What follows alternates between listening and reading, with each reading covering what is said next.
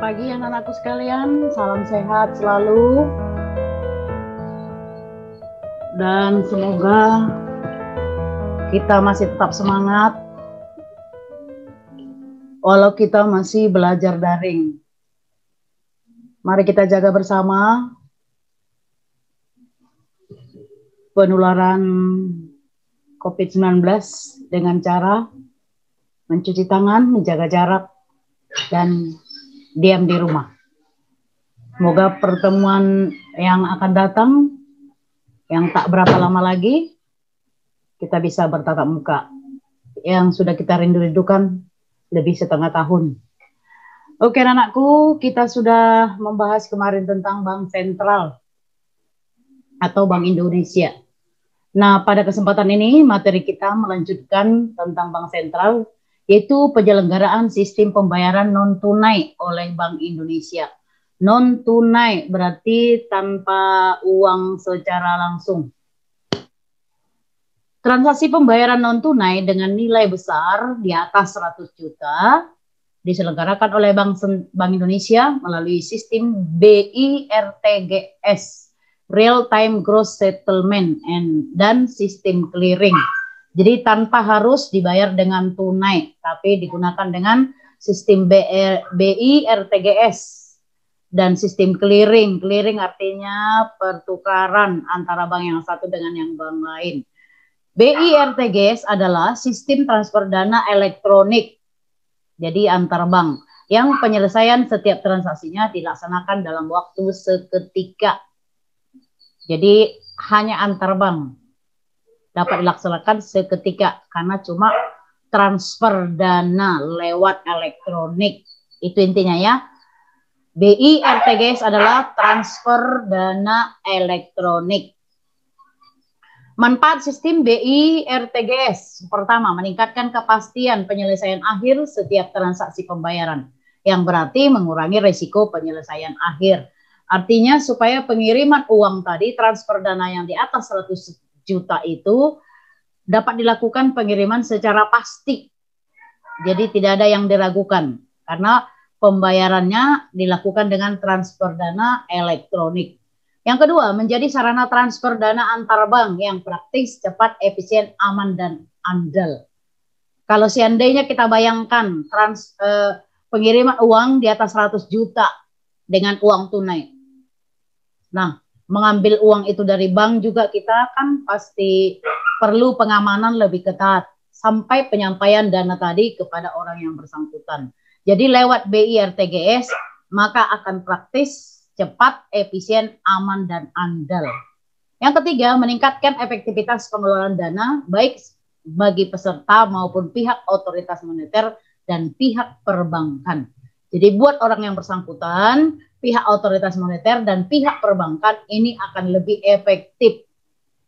Yang keempat, menjadi informasi pendukung dalam menjalankan kegiatan operasi moneter dan sistem peringatan dini pengawasan bank. Tentunya ini menyangkut soal pengawasan. Karena kalau transfer dana di atas 100 juta itu punya risiko besar. Jadi kalau lewat BIRTGS akan diperoleh informasi secara lengkap bagaimana caranya dan apakah uang tadi sudah sampai kepada orang yang bersangkutan. Nah, ini tetap diawasi oleh bank. Kemudian yang kelima, menjadi sarana penyelesaian akhir bagi transaksi pembayaran retail meliputi pembukuan hasil clearing yang diselenggarakan oleh BI dan hasil clearing lewat ATM, lewat kartu debit, dan lewat kartu kredit. Jadi penyelesaian akhir dari pengiriman uang di atas 100 juta tadi bisa dicek lewat ATM, kartu debit, atau kartu kredit. Ada kita yang sudah memiliki ATM atau kartu debit atau kartu kredit? Mungkin belum ya, atau yang sudah biasa dia anak kos, pengiriman uang dari orang tuanya mungkin sudah dilakukan lewat ATM. Yang keenam, menjadi sarana pelimpahan penyelesaian akhir transaksi serah dana dari perdagangan sekuritas, transaksi perdagangan valuta asing antar bank, settlement dana dari operasi moneter atau operasi pasar terbuka, transaksi pembayaran pemerintah, dan transaksi surat berharga. Semua transaksi ini apakah valuta asing, perdagangan sekuritas, settlement dana dari operasi moneter atau operasi pasar terbuka, transaksi pembayaran pemerintah atau transaksi surat berharga. Nah, itu dilimpahkan semua kepada BI RTGS tadi. Jadi penyelesaian akhirnya akan lebih nyaman dibanding kalau kita melaksanakan pembayaran dengan uang tunai. Nah, dalam menjalankan peran sebagai penyelenggara sistem BI RTGS, maka BI memiliki tanggung jawab sebagai berikut. Pertama, menyelenggarakan BI RTGS dengan menerapkan prinsip efisien, cepat, aman, dan andal. Itu tadi yang dengan pengiriman tadi. Dua, memberikan penjelasan kepada peserta mengenai risiko finansial sehubungan keikutsertaannya dalam sistem BI RTGS dan peserta harus mengelola risiko tersebut. Jadi orang yang mau melakukan pengiriman uang tadi akan dijelaskan, beginilah risikonya, inilah efeknya kalau kita mengirimkan uang lewat BI RTGS. Efeknya tidak selalu negatif ya sayang, tidak. Tiga, memastikan kepatuhan peserta terhadap ketentuan yang telah ditetapkan, termasuk menerima laporan internal audit terkait penyelenggaraan BI RTGS oleh peserta. Seandainya pengirim uang tadi meminta laporan internal audit dari bank, pihak bank pasti harus siap memberikannya. Dalam menyelenggarakan sistem BI RTGS, penyelenggara menyediakan infrastruktur dan pelayanan kepada peserta sebagai berikut. Yang pertama, menyediakan infrastruktur dan fasilitas untuk penyelenggaraan sistem BI RTGS seperti perangkat keras, aplikasi RCC atau software, jaringan komunikasi, data atau listrik lain, fasilitas dial-up, dan fasilitas pendukung lainnya. Jadi kepada peserta semuanya disediakan fasilitas-fasilitas tersebut. Yang kedua, menyediakan help desk untuk membantu peserta ketika menghadapi kesulitan operasional. Help desk itu berarti bantuan. Ketika seseorang yang melakukan pengiriman itu menemukan kesulitan. Yang ketiga, memberikan pelatihan kepada peserta tentunya supaya mereka yang mau melakukan pengiriman tadi mengerti bagaimana aturannya. Yang keempat, memiliki prosedur penanganan kondisi gangguan atau darurat dan melakukan uji coba secara berkala dengan melibatkan peserta. Jadi seandainya ada gangguan atau sesuatu secara darurat, maka akan dijelaskan prosedur penanganannya. Makanya diperlukan sebelumnya pelatihan kepada peserta yang mengikuti BI RTGS tadi. Yang kelima, mengadakan pertemuan rutin dengan kelompok pengguna.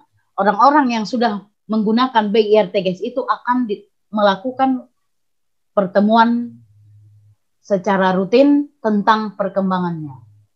Itulah anakku tentang BI RTGS. Nah, di sini kita lanjutkan dengan pengertian dan alat sejarah pembayaran tunai. Itu tadi non tunai, ini tunai. Kalau tunai berarti dengan uang kontan. Uang itu adalah suatu benda yang diterima secara umum sebagai alat pembayaran sah. Yang diterima secara umum sebagai alat pembayaran sah.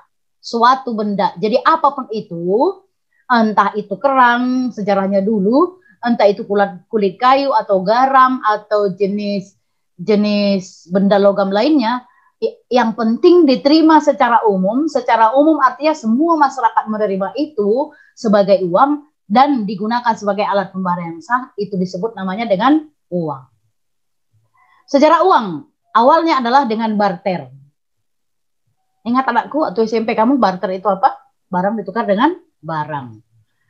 Nah, karena menemukan beberapa kesulitan, kemungkinan besar barang A yang dibutuhkan oleh si A, tapi tidak dibawa ke dalam pasar. Sehingga seringkali orang-orang yang membutuhkan barang tersebut tidak ada ditemukan di pasar. Maka hal ini membuat orang-orang mulai berpikir dan hal ini menjadi berkembang, yang awalnya muncullah uang komoditas atau uang barang. Uang komoditas atau uang barang, itulah tadi yang saya katakan, ada yang dari kulit kerang, ada dari kulit kayu, ada dari garam, atau jenis logam-logam lainnya sebelum yang kita alami sekarang. Namun karena uang komoditas tidak bersifat universal, tidak umum, maka uang pun mulai berevolusi. Dan muncullah uang yang terbuat dari logam mulia, Dulu perak dan emas. Dulu. Nah, sekarang kita temukan hanya uang logam, perak, dan uang kertas. Dan kemudian muncullah uang fiat atau uang kertas yang sebagian besar menggantikan uang dari logam mulia, emas dan perak. Mengapa digantikan uang kertas dari logam emas dan perak? Karena memang sulitnya menemukan emas dan perak. Karena tambang emas dan perak sangat terbatas. Dan karena kelemahan uang kertas dan logam, mahal, mudah dicuri, susah dibawa kemana-mana, khususnya uang logam, maka muncullah yang disebut dengan cek. Itu yang kita temukan sekarang di bank. Jadi cek itu adalah surat perintah dari seseorang kepada bank untuk membayarkan sejumlah uang tertentu yang namanya tertera dalam cek tersebut.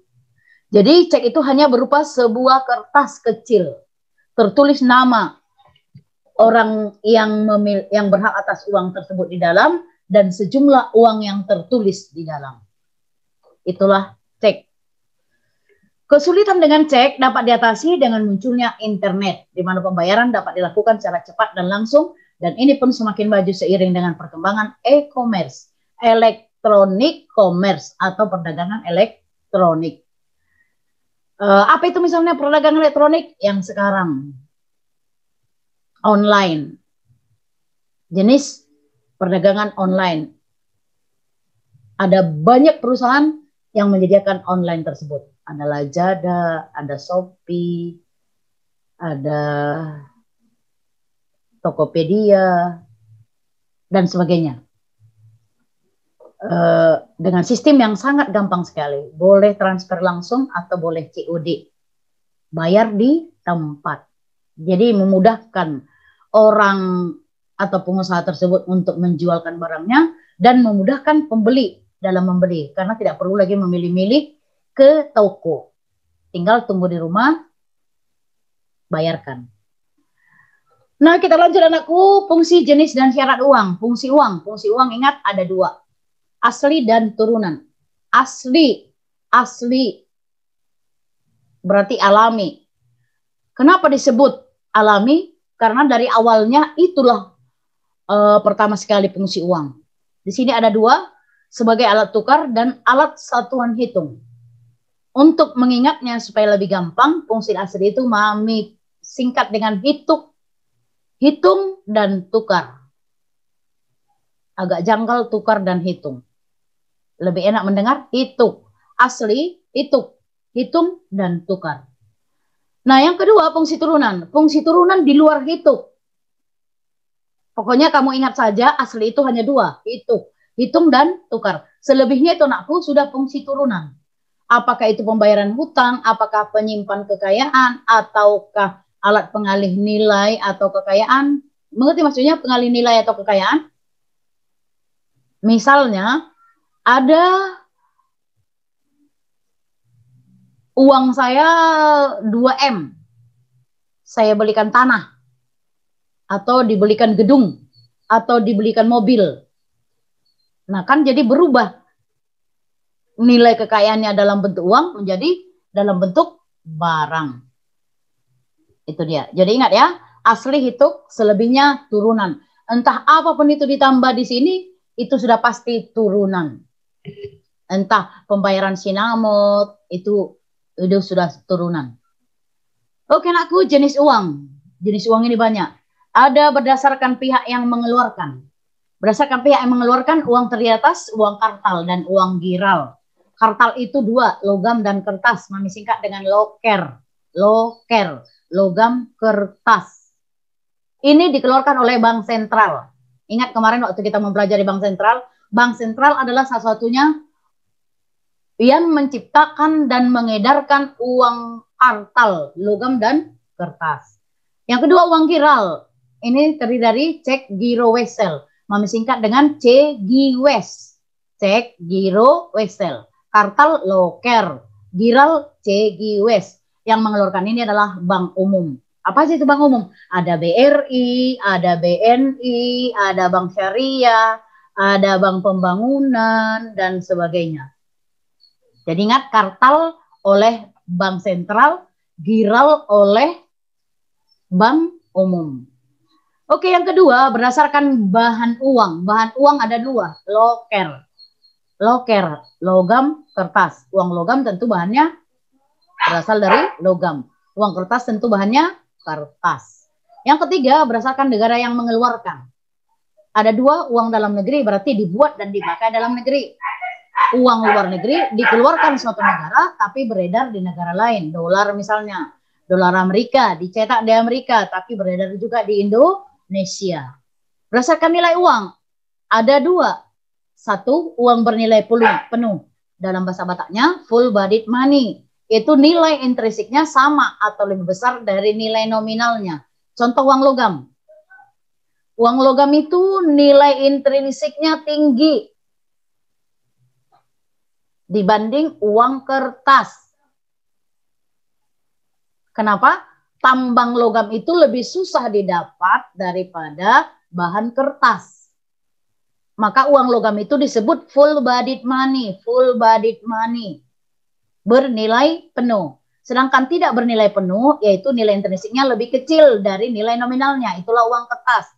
Kenapa? Karena bahan kertas itu lebih mudah diperoleh daripada bahan logam. Apa itu nilai intrinsik? Nilai intrinsik adalah nilai bahan pembuat uang. Bahan pembuat uang ada dua, logam dan kertas. Sedangkan nilai nominal, angka yang tertulis pada mata uang. Angka yang tertulis pada mata uang. Jadi dalam mata uang itu ada angka tertulis 20.000, 100.000, 200.000, 100.000, atau 1.000 rupiah, 5.000. Nah, itulah nilai nominalnya. Sedangkan nilai intrinsiknya, nilai bahan pembuatnya.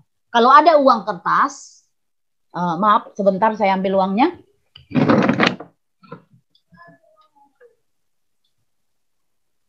Jangan di situ kau, biar nggak ribut anjingnya.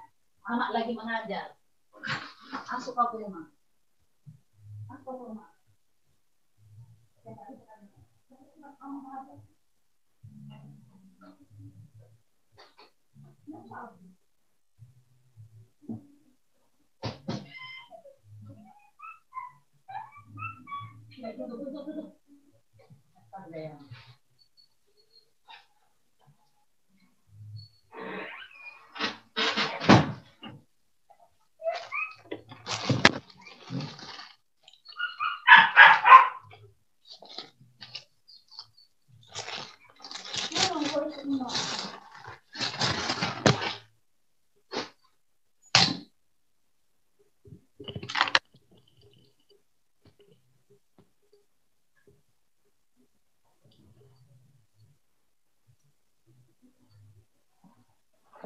Nah, anakku, ini uang kertas 10.000. Ini kan tertulis 10.000. Inilah nilai nominal. Kamu ingat aja nominal itu sama dengan angka. Berarti angka yang tertulis ini. Inilah nilai nominal. Sementara nilai intrinsik adalah nilai bahan pembuat. Bahan pembuat uang logam ini adalah logam. Bahan pembuat uang kertas ini adalah kertas. Kalau kamu bandingkan, manakah lebih mahal? Bahan pembuat logam atau bahan pembuat kertas? Tentu logam kan? Nah, kalau seandainya Mami, Bank Sentral, enggak akan Mami buat harga 500 ini, logam 500 ini, harga 500. Kenapa? Lebih mahal bahan logamnya dibanding yang tertulis. Jadi kalau Mami mencetak ini, akan Mami buat ini harga 50.000. Karena bahan logam lebih susah dicari. Sudah? Nilai intrinsik bahan pembuatnya. Bahan pembuat 10.000 kertas ini adalah kertas. Kertas di mana-mana banyak ditemukan di keranjang sampah. Uang logam 500 rupiah ini bahan pembuatnya logam. Di mana bahan logam itu lebih susah dicari. Sudah kan? Sudah bisa dibedakan nilai nominal dengan nilai intrinsik. Nilai nominal, kamu ingat aja nominal itu angka. Berarti angka yang tertulis. Kalau intrinsik berarti bahan pembuatnya. Kamu ingat aja bahannya apa. Oke? Oke. Nah, demikian anakku pembahasan kita saat ini. Di sini ada tugas. Dalam menjalankan peran sebagai penyelenggara sistem BI RTGS, BI memiliki tanggung jawab. Tuliskan tanggung jawabnya tadi. Yang kedua, tuliskan pengertian uang dan fungsi uang. Uang adalah semua benda, bla bla bla bla dan seterusnya. Fungsi uang ada dua, asli dan turunan. Aslinya sebutkan, turunannya sebutkan. Yang ketiga, jelaskan jenis uang berdasarkan pihak yang mengeluarkan. Berarti bank, menurut bank. Bahannya, menurut bahan, kertas dan logam. Negara yang mengeluarkan, dalam negeri, luar negeri. Berdasarkan nilai uang, nilai penuh dan tidak bernilai penuh. Nah, demikian anakku, dicatat yang rapi, dikerjakan tugas ini, dan dikirim ke CR baru ya, ke Google Suite. Dikirim dalam bentuk PDF. Ingat, jangan pernah kamu tunda mengirimnya. Sekali kamu menunda pengirimannya, nanti lain kali kamu akan lebih terbebani karena terus pelajaran akan berlanjut setiap hari. Oke, anakku, tetap semangat dan stay at home.